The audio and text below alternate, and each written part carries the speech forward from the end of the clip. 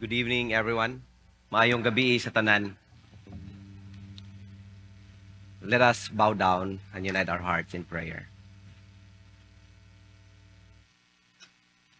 Come now, O Holy Spirit. Speak to us and make our hearts ready to listen to you.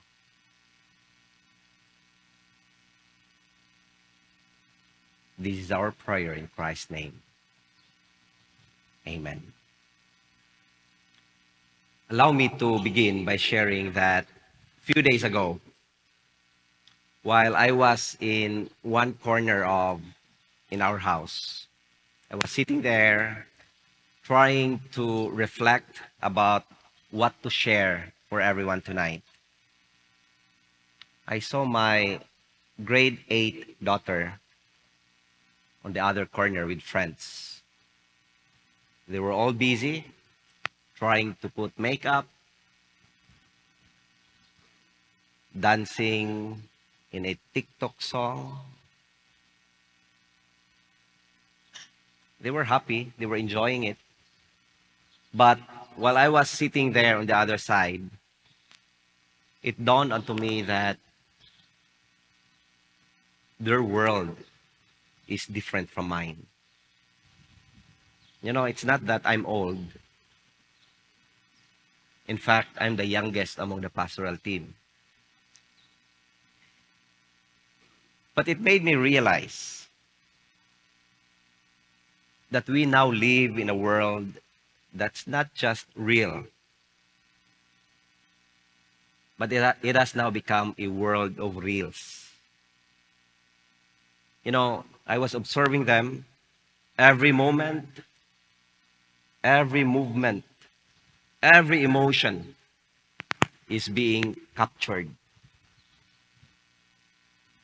It's being filtered, edited, and uploaded, all for the world to see. And you know, social media platforms like Instagram, TikTok, YouTube, all these have created a culture where life is curated. Life is not just lived. And so indeed, we no longer just live life. It's like a performance. Kung naay camera, what usually our immediate reaction? Smile dayon. When we gather to eat, you know, ayaw sa. Picturan sa nato.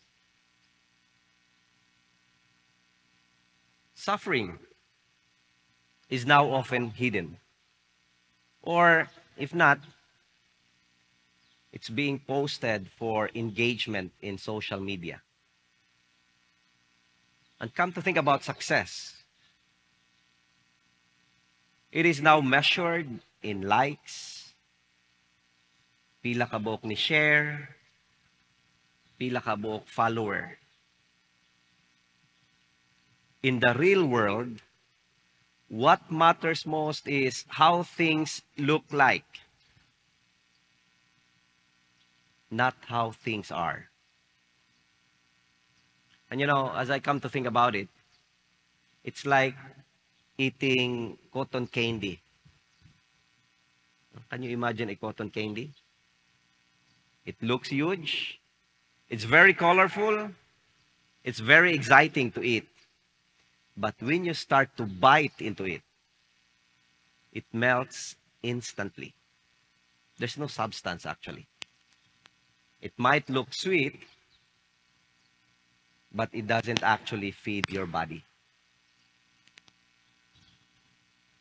And here's the danger. If we are not careful, we begin to measure our identity, we begin to measure our worth, and even try to measure our faith by what's on the surface rather than what's inside us.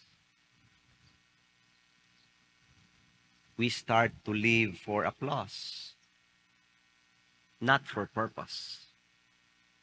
We crave the likes more than we crave God's love, like a water.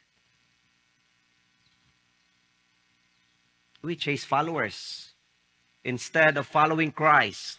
We perform for approval instead of pursuing transformation. And without even realizing it, we begin to edit ourselves. We hide our struggles. We filter our faith. And we lose touch of the truth and as to who we really are. But in the real world, it's very different. Life is not filtered. In the real world, tears are real. Your struggles are unedited. And sometimes your victories, these are often quiet and even unseen by people. In the real world, it's where you wake up battling anxiety, but still you show up to class. It's where you fail, and yet you try again. In the real world, you pray, even if you don't feel like spiritual at times. In the real world, it's where you serve others with no camera around. In the real world, you hold onto your faith in silence when everyone else is walking away. But guess what? It's in the real world that God moves in. It's in the real world where grace shows up. Think of it. In the real world, you always feel the pressure to look perfect. But in the real world, you find a Savior who loves you. Bisan pa nga dili ta lovable. And so tonight, I want us to reflect on this question.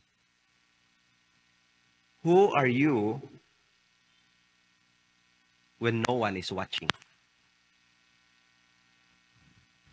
Are you the same person off screen as you are online? Are you living for likes or are you living for purpose? Are you hiding behind filters or are you standing in the light of God's grace?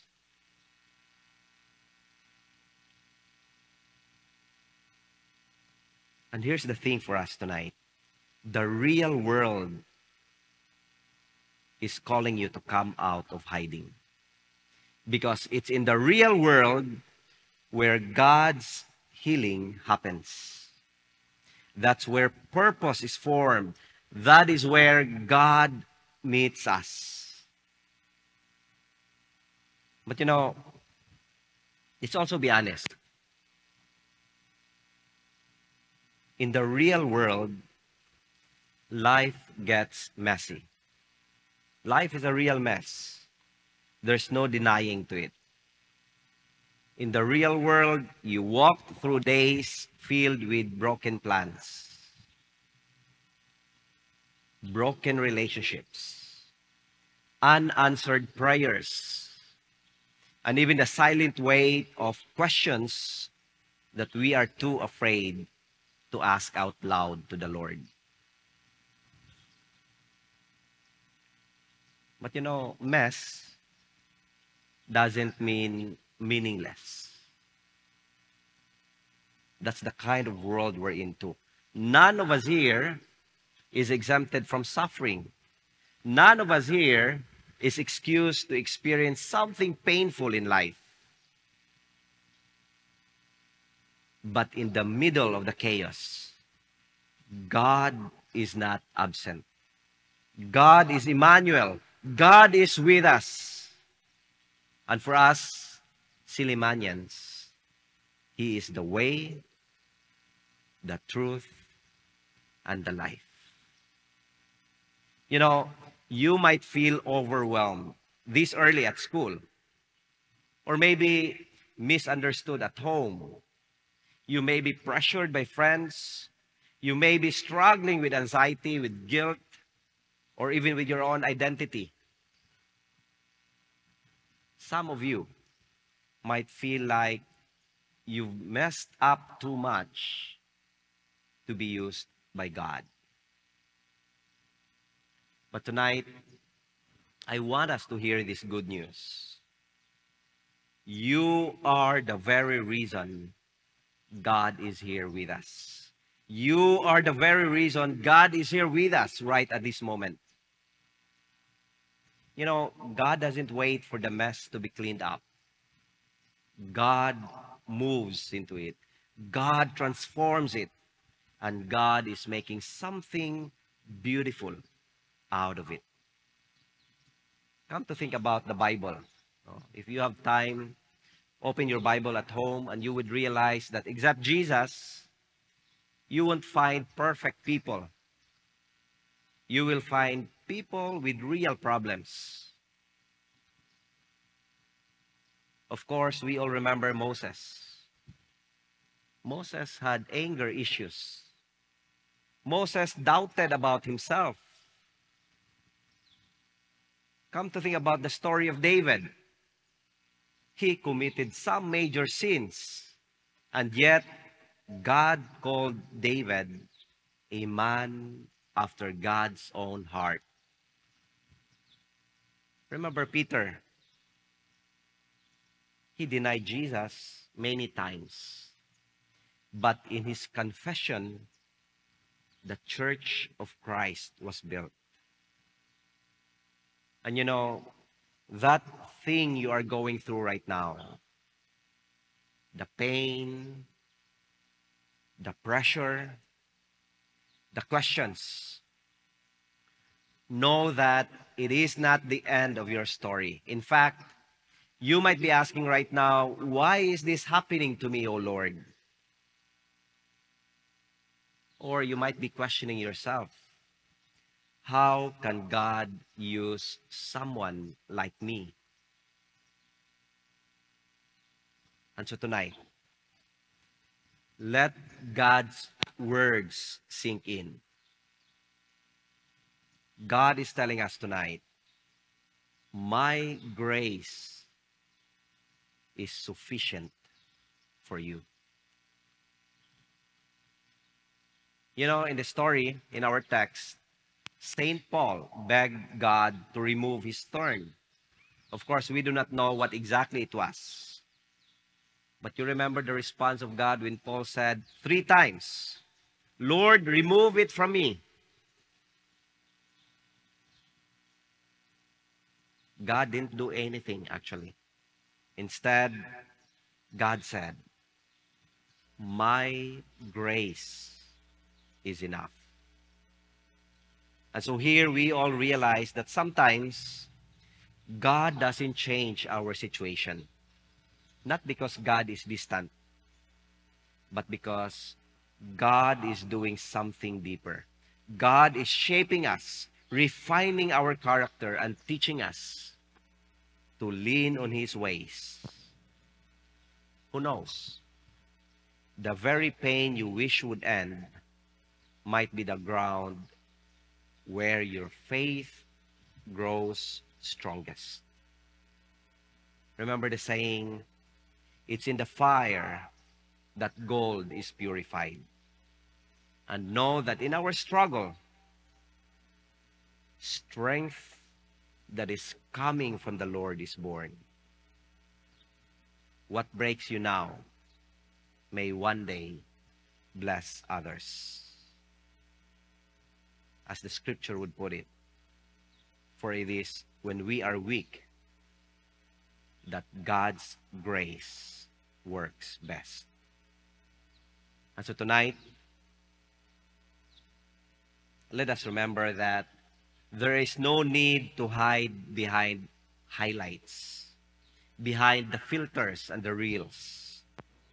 We don't have to wear masks or pretend we have it all together. God is not looking for perfection.